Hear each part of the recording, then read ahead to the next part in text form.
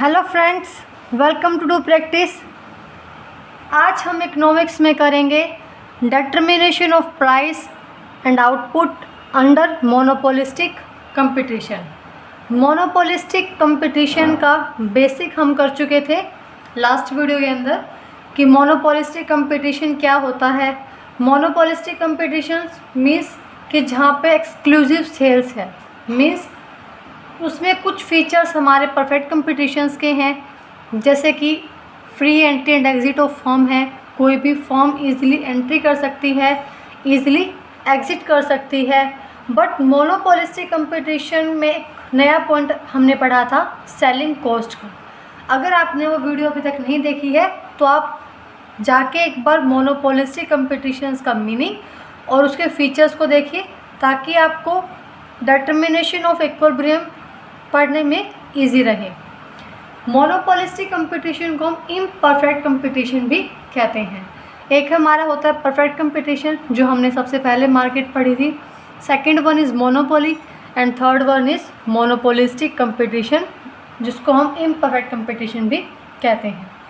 तो प्राइस और आउटपुट के डिटर्मिनेशन से पहले हमें पता होना चाहिए कि मोनोपोलिस्टिक कंपटीशन में डिमांड कर्व कौन कौन से होते हैं, डिमांड कर्व कौन कौन से होते हैं, एंड सप्लाई कर्व, या हम कह सकते हैं उसको कॉस्ट कर्व, सॉरी। तो कॉस्ट कर्व कौन से होते हैं। अगर हमें इन कर्व का पता होगा तो इजी रहेगा इक्विलिब्रियम डिटरमाइन करने में या उसको स्टडी करने में। तो डिमांड कर्व हमारे होते हैं average revenue and marginal revenue, means AR and MR, in which both are downward sloping. AR भी डाउनवर्ड स्लोपिंग रहता है और MR भी डाउनवर्ड स्लोपिंग रहता है। मीन्स जितना ही आप प्राइस इंक्रीज़ करते हैं उतनी आपकी डिमांड क्या होती है, कम होती है। तो दोनों ही डाउनवर्ड स्लोपिंग रहते हैं। बट AR हमारा कभी भी ज़ीरो और नेगेटिव नहीं होगा और हमेशा पॉजिटिव ही रहेगा। और जो MR है वो आपका नेगेटिव भी हो सकता है, मीन्स नीचे भी जा सकती है लाइन, और ज़ीरो भी हो सकता है एक पॉइंट पर MR, और पॉजिटिव भी है, नेगेटिव भी हो सकता है और ज़ीरो भी। बट AR कभी भी ज़ीरो और नेगेटिव नहीं होगा, ऑलवेज पॉजिटिव ही रहेगा। तो मोनोपोलिस्टिक कंपटीशन में हमारे डिमांड कर्व होते हैं AR एंड MR। उसके बाद सेकंड पॉइंट है हमारा कि कौन कौन से कॉस्ट कर्व होते हैं और क्या उनकी शेप्स रहती है। तो हमारे कॉस्ट कर्व होते हैं AC average cost, MC marginal cost, और एक नया पॉइंट आता है इसमें सेलिंग कॉस्ट का, प्लस इसमें हमारा AVC means average variable cost, और एक सेलिंग कॉस्ट रहता है। तो उनकी शेप कैसी होती है। सबसे पहली बात कि इन सभी कॉस्ट कर्व की शेप कैसी होती है, U शेप। पहले हमें इसी बात का पता होना चाहिए कि हमारी कॉस्ट कर्व की शेप कैसी होती है, U शेप। किस तरीके से ड्रॉ होती है, अगर मैं इसी डायग्राम में ड्रॉ करूँ AR MR, और जो MC होती है, वी ऑल नो कि MC हमेशा ही MR को नीचे से कट करती है, और ये कुछ टिक मार्क की साइन में होती है, जैसे टिक मार्क होता है उस टाइप के कुछ साइन में होती है हमारी MC कर्व। MC कर्व होते हैं हमारी U शेप। उसके बाद AC कर्व, वो हमारे कुछ इस तरीके से होती है, AR को कट करती हुई, सॉरी MC को कट करती हुई AC कर्व। और एक हमारी होती है AVC curve. AVC curve means जो MR के नीचे से ड्रॉ होगी और MR को कट करते हुए वो ऊपर की तरफ जाएगी, दैट इज़ AVC कर्व।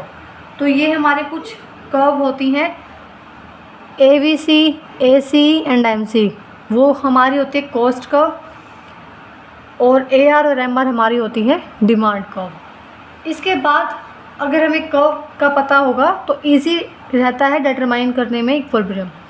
सबसे पहली बात कि डिटर्मिनेशन ऑफ इक्विलिब्रियम से पहले कुछ कंडीशंस होती हैं इक्विलिब्रियम की। तो वो कंडीशंस क्या है। फर्स्ट कंडीशन हमारी होती है कि जो MC है वो MR के इक्वल होगा। MC MR के इक्वल इस पॉइंट में अगर हम देखें तो कहाँ है, ये हमारी M C curve through M R, इस पॉइंट पे एम सी और एम आर कर्व दोनों ही इक्वल है। ये एम सी कर्व है और ये हमारी एम आर कर्व है। इस पॉइंट पे M C is equal to M R है। और सेकेंड कंडीशन हमारी क्या है कि जो एम सी है cuts M R from below, कि मीन्स जो एम सी कर्व है, जो ये एम सी कर्व हमने बनाई है टिक मार्क की साइन में, वो M C curve M R को कट करेगी फ्रॉम बिलो, मीन्स नीचे से कट करेगी। जैसे यहाँ से एम आर ये कर्व है और उसको नीचे से कट किया है एम सी कर्व ने। तो मीन्स जो ये पॉइंट हमारा निकल के आया है M C is equal to M R and M C curve cuts M R from below, दोनों कंडीशंस फुलफिल हो रहे हैं हमारे इस पॉइंट के ऊपर। तो इस पॉइंट, ये पॉइंट हमारा एक इक्विलिब्रियम पॉइंट है। मीन्स इस पॉइंट के ऊपर फर्म क्या करेगी, अपना आउटपुट प्रोड्यूस करना स्टार्ट करेगी।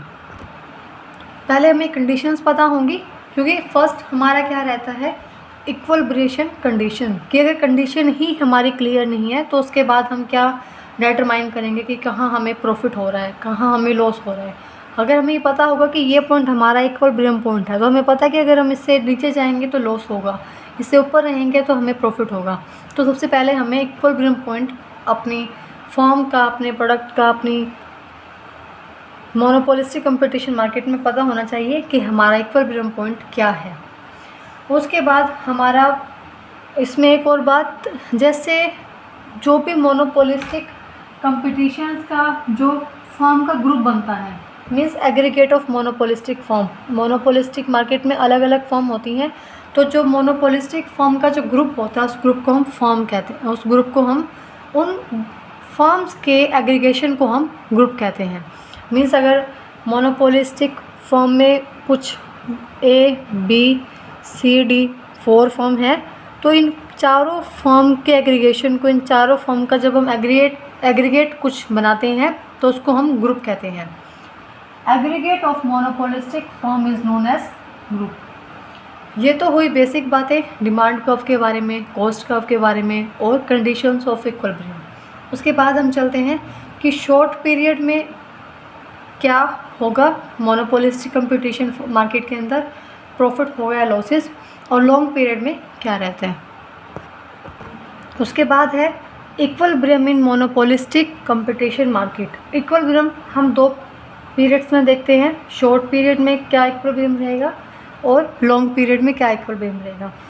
सबसे पहली बात कि शॉर्ट पीरियड के अंदर, शॉर्ट पीरियड मीन्स टाइम कम है, तो अगर टाइम कम है तो किसी भी फर्म का मार्केट में एंटर करना बहुत मुश्किल है। फॉर एग्ज़ाम्पल कि हाँ विद इन टाइम कम है, मान के चलो कि हमारे पास 1 मंथ है, तो 1 मंथ में जो ऑलरेडी फर्म्स मार्केट में एग्जिट करती हैं, जो ऑलरेडी फर्म मार्केट में सामान बना रही हैं, वही फर्म्स कंटिन्यू कर सकती हैं विद इन 1 मंथ अपना बिज़नेस। और कोई भी नई फर्म विद इन 1 मंथ और विद इन 1 वीक अपना बिज़नेस, नया बिज़नेस कंटिन्यू नहीं कर सकती, या नए बिज़नेस से वो विद इन 1 मंथ प्रॉफिट नहीं कमा सकती। तो सबसे पहली बात कि शॉर्ट पीरियड में किसी भी नई फर्म का आना बहुत ज़्यादा मुश्किल है कि वो फर्म में आके विद इन 1 मंथ या विद इन 1 वीक अपने ऑपरेशंस को कंटिन्यू करे, अपने बिज़नेस को स्टार्ट करे, उससे ज़्यादा से ज़्यादा प्रॉफिट कमाए। तो शॉर्ट पीरियड के अंदर कोई भी फर्म अपने बिज़नेस, नई फर्म कोई मार्केट के अंदर नहीं आ सकती। और दूसरी बात, ये तो पहली बात हो गई कि कोई नई फर्म बिज़नेस के अंदर नहीं आएगी, मार्केट के अंदर नहीं आएगी, सॉरी। और दूसरी बात हमारी हो गई शॉर्ट पीरियड के अंदर, देखो शॉर्ट पीरियड में क्या होता है कि हम, अगर हमें शॉर्ट पीरियड में मान के चलो डिमांड ज़्यादा हो गई हमारे प्रोडक्ट की, तो अगर हमारे प्रोडक्ट की डिमांड ज़्यादा है शॉर्ट पीरियड के अंदर, तो वहाँ पे अब डिमांड हमारी फॉर एग्ज़ाम्पल 10,000 यूनिट से 15,000 यूनिट्स हमारी प्रोडक्ट की डिमांड हो गई, तो इन 5 यूनिट्स को ज़्यादा बनाना है हमें, और विद इन 1 वीक मीन्स 1 हफ्ते में हमें बनाना है 5,000 यूनिट्स को। तो हम एक विद इन 1 वीक हम उन 5,000 यूनिट्स को ज़्यादा बनाने के लिए अपनी फ़िक्स्ड एसेट या फ़िक्स्ड कॉस्ट को हम बढ़ा नहीं सकते। फॉर एग्ज़ाम्पल कि फ़िक्स्ड कॉस्ट, जैसे हम कोई बिल्डिंग नहीं ले सकते जल्दी सी, ठीक है, तो हम अपनी फ़िक्स्ड कॉस्ट को नहीं बढ़ा सकते या फ़िक्स्ड एसेट्स को नहीं बढ़ा सकते विद इन 1 वीक। ठीक है। तो वहाँ पे हम क्या करते हैं, अपने वेरिएबल पोर्शन को ही इंक्रीज़ या डिक्रीज़ करते हैं। वेरिएबल पोर्शन जैसे कि हमने अपनी लेबर को इंक्रीज़ कर दिया, ज़्यादा लेबर लगाई ताकि ज़्यादा प्रोडक्शन हो सके 5000 यूनिट का, तो हमने यहाँ पे क्या किया, सिर्फ वेरिएबल कॉस्ट को ही ज़्यादा बनाया, वेरिएबल कॉस्ट को ही ज़्यादा किया ताकि हमारा ज़्यादा प्रोडक्शन हो सके। फिक्स्ड कॉस्ट हमारी क्या रही यहाँ पे, सेम रही। तो शॉर्ट पीरियड के अंदर आप फिक्स्ड कॉस्ट में कोई चेंज नहीं कर सकते, ना तो उसको कम कर सकते ना ही ज़्यादा कर सकते हैं, क्योंकि आपके पास टाइम कम है। और सेम ऐसा ही केस आता है कि अगर आपकी डिमांड कम हो गई, फॉर एग्ज़ाम्पल 10,000 यूनिट्स आपके प्रोडक्ट की डिमांड थी और वो 10 से कम होके कितनी रह गई, 8000 रह गई, तो अब उस 10 से 8000 मीन्स जो 2000 के यूनिट्स का जो डिमांड में डिक्रीज़ आया है, तो ऐसा तो नहीं है कि आपने पहले एक बिल्डिंग रेंट पे ली हुई थी और आपने एक हफ़्ते के लिए वो बिल्डिंग रेंट पे छोड़ दी। मीन्स आपने वही बात होगी कि ना तो डिमांड ज़्यादा होने से आपने फ़िक्स कॉस्ट बढ़ाई, मीन्स ना तो इंक्रीज़ की, और ना ही डिमांड कम होने से आपने फ़िक्स कॉस्ट की वैल्यू, फ़िक्स कॉस्ट कम की। डिमांड कम हुई या ज़्यादा, आपकी फ़िक्स कॉस्ट सेम रही with in the short period. ठीक है। अभी आपकी डिमांड कम है तो आप किस पे चेंज करोगे, अपने वेरिएबल कॉस्ट में ही चेंज करोगे। जैसे आपने पहले 100 लेबर्स लगा रखे थे, तो अब अभी आप 80 लेबर्स लगा लेंगे या 70 लेबर्स लगा के भी वो प्रोडक्शन कर सकते हैं। तो मीन्स आप वेरिएबल कॉस्ट में ही वेरिएशन करते हैं, कम ज़्यादा करते हैं, बट फिक्स्ड कॉस्ट क्या रहती है, रिमेन फिक्स रहती है, वो चेंज नहीं होती, कांस्टेंट रहती है वो। तो शॉर्ट पीरियड में सबसे पहली बात कि कोई नई फर्म एंटर नहीं करेगी, और दूसरी बात कि आप हमेशा फ़िक्स कॉस्ट को कोई चेंज नहीं करेंगे, वो कांस्टेंट रहेगी। वेरिएबल कॉस्ट में आपका वेरिएशन होता रहेगा, वेरिएबल कॉस्ट मीन्स वेरी करती रहेगी टाइम टू टाइम। अगर ज़्यादा प्रोडक्शन करना है तो लेबर ज़्यादा लगाएंगे, ज़्यादा लेबर लगाएंगे मीन्स ज़्यादा वेरिएबल कॉस्ट लगाएंगे, और अगर प्रोडक्शन कम करना है तो उसी वेरिएबल कॉस्ट में कमी कर देंगे, कम लेबर लगा के। तो ये हमारी दूसरी बात हुई कि फ़िक्स कॉस्ट चेंज नहीं होती, सिर्फ वेरिएबल कॉस्ट चेंज होती है। वेरिएबल कॉस्ट कम या ज़्यादा होती है अकॉर्डिंग टू योर प्रोडक्शन। ज़्यादा जैसा प्रोडक्शन करना है वैसे ही कॉस्ट हमारी बन जाती है। उसके बाद आता है कि शॉर्ट पीरियड के अंदर कोई भी फर्म कब सुपर नॉर्मल प्रॉफिट अर्न करेगी, कब नॉर्मल प्रॉफिट अर्न करेगी, और कब वो मिनिमम लॉसेस अर्न करेगी। मीन्स किस पॉइंट पे होगी कि फर्म को लॉसेस भी अर्न करने पड़ सकते हैं। तो फर्स्ट पॉइंट हमारा आता है सुपर नॉर्मल प्रॉफिट का। सबसे फर्स्ट पॉइंट हमारा सुपर नॉर्मल प्रॉफिट का ही रहता है, और कोई भी फर्म है वो तभी रहती है इक्विलिब्रियम में जब वो ज़्यादा प्रॉफिट अर्न कर रही हो। Means when firm earn maximum profit, तो वो फर्म इक्विलिब्रियम में रहती है। तो शॉर्ट पीरियड के अंदर कोई भी फर्म सुपर नॉर्मल प्रॉफिट में कब होगी, जब average revenue is more than average cost. Means जब आपका रिवेन्यू ज़्यादा है एवरेज कॉस्ट से। फॉर एग्ज़ाम्पल कि एवरेज रिवेन्यू आपका 5 रुपीज़ है फॉर एग्ज़ाम्पल, और एवरेज कॉस्ट आपकी आ रही है उसकी 3 रुपीज़ एंड 2 रुपीज़। ठीक है। तो फिर इससे क्या रहेगा कि आपका जो यहाँ पे किस केस में हो, आप सुपर नॉर्मल प्रॉफिट के केस में हो। मीन्स जब आपका एवरेज रिवेन्यू और एवरेज कॉस्ट का गैप क्या हो, ज़्यादा हो। ऐसा भी हो सकता है कि average revenue 5 rupees and average cost 4 rupees है। तो इस केस में क्या होगा, वैसे तो एवरेज रिवेन्यू ज़्यादा ही है, बट ज़्यादा गैप कहाँ पे है, हमारा 5 और 2 के बीच में। तो फिर वहाँ पे हमारा क्या रहता है, सुपर नॉर्मल प्रॉफिट। तो super normal profit in a situation where average revenue is more than average cost. Means जब वहाँ पे हमारा एवरेज रिवेन्यू क्या होगा, ज़्यादा होगा एवरेज कॉस्ट से। हमने एक टर्म भी पढ़ी थी अगर आपको याद हो पीछे, कि एवरेज रिवेन्यू हमारा प्राइस के इक्वल रहता है, प्राइस ऑफ अ प्रोडक्ट। जो हमारे प्रोडक्ट का प्राइस होता है वही एवरेज रिवेन्यू होता है। तो average revenue is equal to price. तो जितना ज़्यादा प्राइस होगा और जितनी कॉस्ट कम होगी उतना ज़्यादा हमें क्या होगा, सुपर नॉर्मल प्रॉफिट, उतना ज़्यादा सुपर नॉर्मल प्रॉफिट होगा। जितना प्राइस ज़्यादा होगा और एवरेज कॉस्ट कम होगी तो उतना ही ज़्यादा हमें सुपर नॉर्मल प्रॉफिट होगा। तो ये तो हमारा फर्स्ट केस हुआ कि सुपर नॉर्मल प्रॉफिट का। सुपर नॉर्मल प्रॉफिट कब होंगे, जब एवरेज रिवेन्यू ज़्यादा है एवरेज कॉस्ट से। सेकंड पॉइंट आता है हमारा कि कब फर्म को नॉर्मल प्रॉफिट होते हैं। तो नॉर्मल प्रॉफिट मीन्स ना तो बिल्कुल ही ज़्यादा ओवर प्रॉफिट हो रहे हैं और ना बिल्कुल लॉस में जा रही है फर्म। तो नॉर्मल प्रॉफिट कब होंगे, जब average revenue is equal to average cost. Means देखो सबसे पहली बात अगर हम यहाँ पे देखें तो अगर एवरेज रिवेन्यू एवरेज कॉस्ट के इक्वल आ गई तो वहाँ पे हमें प्रॉफिट भी नहीं हुआ और लॉस भी नहीं हुआ। अगर हम सिंपल टर्म में देख रहे हैं कि हमने 5 का सामान बनाया, 5 की कॉस्ट थी और 5 में उसको सेल कर दिया, तो ना तो प्रॉफिट हुआ ना लॉस। बट फिर भी हम कह रहे हैं कि यहाँ पे नॉर्मल प्रॉफिट की सिचुएशन है। वो क्यों है, क्योंकि जब भी हम किसी चीज़ की कॉस्ट या प्राइस बनाते हैं, मीन्स हमने जो प्राइस हम डिटरमाइन करते हैं उस प्राइस में क्या होता है, cost plus profit.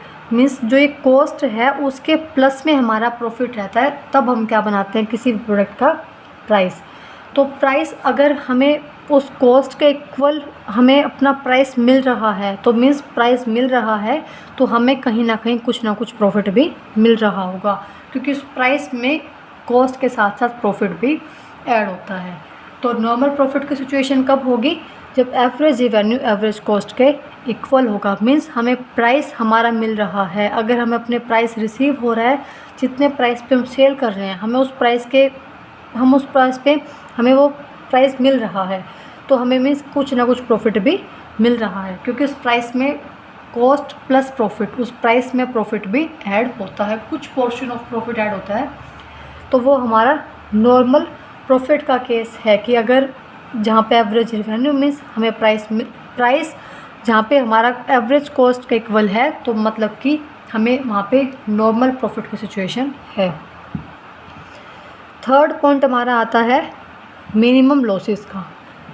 Minimum losses का, इसको हम लॉसेस नहीं बोलते बल्कि मिनिमम लॉसेस बोलते हैं। तो मिनिमम लॉसेस, मिनिमम मीन्स कम से कम लॉसेस। तो कम से कम लॉसेस हमें कब होंगे, कम से कम लॉसेस कब होंगे, वही एग्जांपल लेके चलते हैं। फॉर एग्जांपल 10,000 यूनिट्स की डिमांड थी हमारी, बट अभी क्या हुआ, उस डिमांड वो कम हो गई, डिमांड कम हो के 8,000 यूनिट्स रह गई। डिमांड तो कम हो गई बट अब विद इन 1 वीक, ना तो विद इन 1 वीक ना तो मैं कोई बिल्डिंग छोड़ सकती हूँ, ना तो उसका रेंट कम हो सकता है मेरा। मीन्स जो मेरी फ़िक्स कॉस्ट है उसमें कोई भी चेंज नहीं आ सकता शॉर्ट पीरियड के अंदर, ठीक है। तो शॉर्ट पीरियड के अंदर मेरे कोई फिक्स कॉस्ट में तो चेंज आ नहीं सकता, तो मैं वो तो मुझे बियर ही करनी पड़ेगी। अगर मेरा उस बिल्डिंग का रेंट 5,000 रुपीज़ है तो वो 5,000 तो मुझे बियर ही करना पड़ेगा, चाहे मेरी प्रोडक्शन ज़्यादा हो, चाहे उस प्रोडक्ट की डिमांड ज़्यादा हो, चाहे प्रोडक्ट की डिमांड कम हो। तो जो मैं फ़िक्स कॉस्ट बियर कर रही हूँ अपनी डिमांड कम होने के बाद भी, वो ही मेरा क्या है, मिनिमम लॉसेस। सिंपल सा पॉइंट है कि जो मैंने फ़िक्स कॉस्ट बियर किया है, मेरी डिमांड कम है फिर भी मुझे सेम फ़िक्स कॉस्ट ही पे करनी पड़ रही है, तो वो क्या है, मिनिमम लॉसेस। मतलब लॉसेस तो हैं वो, क्योंकि पे तो मुझे यहाँ पे 4,000 करने चाहिए थे उस बिल्डिंग के, और मैं कर कितना रही हूँ 5,000। तो जो 1,000 रुपीज़ का मुझे लॉस बियर कर रही हूँ, मैं लॉस ऑफ 1,000 रुपीज़ मैं एक्स्ट्रा पे कर रही हूँ फिक्स कॉस्ट के, तो वो मिनिमम लॉस है। उस पॉइंट पे क्या होता है कि फर्म ज़रूरी नहीं कि लॉसेस में ही जाए। देखो अगर लॉसेस में कब होगी, जब उस प्रोडक्ट की डिमांड क्या होगी, कम होगी। अगर डिक्रीज़ होती है प्रोडक्ट की डिमांड तो सेम फिक्स कॉस्ट पे करनी पड़ती है फर्म को, तो उस फिक्स कॉस्ट को ही हम यहाँ पे मिनिमम लॉसेस कहते हैं। मीन्स जो AFC है, एवरेज फिक्स कॉस्ट, वही हमारी मिनिमम लॉसेस हैं। अगर मैं अपनी एवरेज कॉस्ट में से एवरेज वेरिएबल कॉस्ट माइनस कर दूं तो मुझे क्या बियर करना पड़ेगा, एवरेज फिक्स कॉस्ट, और वही मेरी क्या है, मिनिमम लॉस की पॉइंट है कि जहाँ पे मुझे सेम फिक्स कॉस्ट पे करनी पड़ रही है कम डिमांड होने पे भी, कम प्रोडक्शन करने पर भी, तो वो मेरा पॉइंट किसका रहता है, मिनिमम लॉसेस का। तो ये कुछ 3 पॉइंट्स थे हमारे simple. Super normal profit means ज़्यादा आपका गैप है, एवरेज रिवेन्यू का गैप ज़्यादा, मैक्सिमम गैप कहाँ पे है, एवरेज कॉस्ट से, तो वो हमारा पॉइंट रहता है सुपर नॉर्मल प्रॉफिट का। नॉर्मल प्रॉफिट जहाँ पे एवरेज रिवेन्यू एवरेज कॉस्ट का इक्वल है, हम एवरेज रिवेन्यू इक्वल है कॉस्ट के, फिर भी वो नॉर्मल प्रॉफिट हमें मिल रहा है, क्योंकि रिवेन्यू में एवरेज रिवेन्यू मीन्स प्राइस में ऑलरेडी प्रॉफिट इंक्लूड था। एंड मिनिमम लॉसेस मीन्स कि मुझे फिक्स कॉस्ट देनी पड़ रही है, पे करनी पड़ रही है प्रोडक्शन कम करने के बाद भी, तो वो मुझे मिनिमम मतलब कम से कम लॉसेस मैं बियर कर रही हूँ वहाँ पे, क्योंकि मेरी वहाँ पे प्रोडक्शन कम हो रहा है यहाँ पे या फिर मेरी वहाँ पे डिमांड कम है। तो जितना फिक्स कॉस्ट 5000 रुपीज़ है वो मुझे पे करने पड़ रहे हैं। तो ये था हमारा शॉर्ट पीरियड के अंदर कि इक्विलिब्रियम कब होगा, जब फर्म शॉर्ट पीरियड में होगी। अगर हम इनको लॉन्ग पीरियड के अंदर देखते हैं तो लॉन्ग पीरियड में देखो, फर्स्ट पॉइंट अगर हम देखें सुपर नॉर्मल प्रॉफिट, क्या लॉन्ग पीरियड के अंदर सुपर नॉर्मल प्रॉफिट होगा? अगर हम सीधी सी बात करें तो लॉन्ग पीरियड के अंदर सुपर नॉर्मल प्रॉफिट नहीं होगा। क्यों नहीं होगा? हमें शॉर्ट पीरियड में सुपर नॉर्मल प्रॉफिट इस वजह से हो रहे थे क्योंकि कोई नई फर्म बिज़नेस के अंदर कोई नई फर्म मार्केट के अंदर एंटर नहीं कर सकती और हम ही प्रोडक्शन कर रहे हैं, तो हम अपने अकॉर्डिंग प्राइस पे सेल कर रहे हैं, वो बाई चांस सेल भी हो रहा है तो मीन्स हमें ज़्यादा प्रॉफिट अर्न हो रहा है। तो लॉन्ग पीरियड के अंदर, अब शॉर्ट पीरियड में तो कोई नई फर्म ने कंटिन्यू नहीं किया है, मतलब कोई नई फर्म एंटर नहीं की है, किसी नई फर्म ने एंटर नहीं किया मार्केट के अंदर, ठीक है। बट लॉन्ग पीरियड में क्या होगा कि कोई नई फर्म भी एंटर कर सकती है मार्केट के अंदर, तो जब कोई नई फर्म एंटर करेगी तो वो हमसे कम प्राइस पे भी सेल करके एक बार कंटिन्यू करेगी अपने ऑपरेशंस, और बिज़नेस मार्केट के अंदर वो प्रोडक्ट सेल भी होगा, ठीक है। तो लॉन्ग पीरियड के अंदर सुपर नॉर्मल प्रॉफिट नहीं हो सकते फर्म को, क्योंकि वहाँ पे बाकी फर्म्स भी उस मार्केट के अंदर एंटर कर चुकी हैं, इकलौती वही फर्म नहीं है जो प्रोडक्शन कर रही है। तो लॉन्ग पीरियड के अंदर बाकी फर्म्स भी मार्केट में एंटर हो जाएंगी, क्योंकि मान के चलो किसी के पास 1 ईयर है, 1 से 2 ईयर है, ऐसा ही हम लॉन्ग पीरियड लेके चलते हैं, 1 से 2 ईयर हैं, तो वहाँ पे कोई नई फर्म भी एंटर कर सकती है, या जो एग्ज़िट कर चुकी थी वो भी वापस कोई अपना प्रोडक्ट में इनोवेशन लाके अपना प्रोडक्ट लॉन्च कर सकती है। तो मीन्स कि लॉन्ग पीरियड के अंदर कुछ ना कुछ चेंजेस होते रहेंगे, नई फर्म मार्केट में एंटर करती रहेंगी। अगर नई फर्म एंटर करेगी तो वहाँ पे एग्जिटिंग फर्म को सुपर नॉर्मल प्रॉफिट नहीं होंगे। सेकंड पॉइंट है मिनिमम लॉसेस का। तो मिनिमम लॉसेस लॉन्ग पीरियड के अंदर होंगे? नहीं होंगे। क्यों नहीं होंगे? क्योंकि शॉर्ट पीरियड के अंदर ऐसा नहीं है। शॉर्ट पीरियद में वो अपने बिल्डिंग का रेंट कम नहीं कर सकते, वो फिक्स कॉस्ट को कम नहीं कर सकते, वो कांस्टेंट रहती है, उसमें कुछ भी अप डाउन्स नहीं रहेंगे विद इन शॉर्ट पीरियड।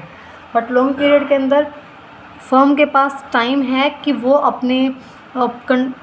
अपने प्रोडक्शन को ईज़िली मैनेज कर सकती है, वहाँ पे वो फिक्स कॉस्ट को भी कम कर सकती है। मीन्स वो 1 ईयर के लिए अपना रेंट कम कर सकती है, पर 1 वीक के लिए वो रेंट कम नहीं कर सकती। तो मिनिमम लॉसेस शॉर्ट पीरियड में है क्योंकि फ़िक्स कॉस्ट को कम नहीं कर सकते, बट लॉन्ग पीरियड में मिनिमम लॉसेस भी नहीं होंगे, क्योंकि वहाँ पे फर्म के पास टाइम है कि वो अपनी फ़िक्स कॉस्ट को भी कम कर सकती है, फ़िक्स कॉस्ट को बढ़ा भी सकती है। मीन शॉर्ट पीरियड में फर्म ना तो रेंट कम कर सकती है, ना ही कैपिटल लगा सकती है एकदम से, बट लॉन्ग पीरियड में फर्म कैपिटल भी लगा सकती है ज़्यादा और अपनी फ़िक्स कॉस्ट को भी कम कर सकती है, अपने अकॉर्डिंग एडजस्ट कर सकती है। तो वहाँ पे मिनिमम लॉसेस का पॉइंट भी नहीं रहेगा। And third one is last normal profit. तो वो कंडीशन रहती है फाइनली लॉन्ग पीरियड के अंदर नॉर्मल प्रॉफिट की, मीन्स जो हमारा average revenue is equal to रहता है लॉन्ग एवरेज कॉस्ट के। मीन्स एवरेज रिवेन्यू प्राइस, हमारा प्राइस किसके इक्वल रहता है? Long period of average cost के। तो नॉर्मल प्रॉफिट की सिचुएशन रहती है मोनोपोलिस्टिक कंपटीशन मार्केट में लॉन्ग पीरियड के अंदर। नॉर्मल प्रॉफिट मतलब उसको जिस कॉस्ट पे वो उसकी जो एवरेज कॉस्ट है वो एवरेज रिवेन्यू के इक्वल आ रही है, मीन्स उसको अपना प्राइस मिल रहा है। क्योंकि अगर बाकी फर्म्स भी मार्केट के अंदर हैं फिर भी वो बाकी फर्म्स उस प्राइस से कम पे सेल नहीं कर सकती, वो एक स्टैंडर्ड प्राइस हो जाता है कि उससे कम पे वो सेल नहीं कर सकती बाकी फर्म्स। तो वो वहाँ पे अगर उस स्टैंडर्ड प्राइस पे सभी फर्म सेल कर रहे हैं तो सभी फर्म्स मिस नॉर्मल प्रॉफिट तो अर्न करेंगी। तो लॉन्ग पीरियड के अंदर नॉर्मल प्रॉफिट अर्न कर सकती है firm, but super normal profit या मिनिमम लॉसेस नहीं कर सकती। तो ये छोटा सा पॉइंट था हमारा इक्विलिब्रियम इन मोनोपोलिस्टिक कंपटीशन मार्केट। पॉइंट छोटा है बट इम्पोर्टेंट है। आई होप आपको एक सब क्लियर हुआ होगा। अगर आपको यहाँ तक इस टॉपिक में मोनोपोलिस्टिक कंपटीशन फॉर्म के अंदर कोई भी डाउट है, मोनोपोलिस्टिक कंपटीशन मार्केट में इसकी मीनिंग से लेकर फीचर्स में, इक्विलिब्रियम पॉइंट में या किसी भी पॉइंट में, किसी कर्व में दिक्कत आ रही है, तो आपको किसी भी पॉइंट में डाउट है तो आप कमेंट कर सकते हैं। कमेंट सेक्शन आपके लिए ही है, और कमेंट किया करें ताकि हमें मोटिवेशन मिले कि हमारा किया हुआ जो हम समझा रहे हैं आपको समझ में आ रहा है। तो आप कमेंट किया करें, कुछ डाउट हो तो आप कमेंट कीजिए, और वीडियो अच्छी लगे तो वीडियो को लाइक कीजिए, शेयर कीजिए एंड चैनल को सब्सक्राइब कीजिए ताकि आपको आने वाली नेक्स्ट वीडियो की नोटिफिकेशन मिल जाए।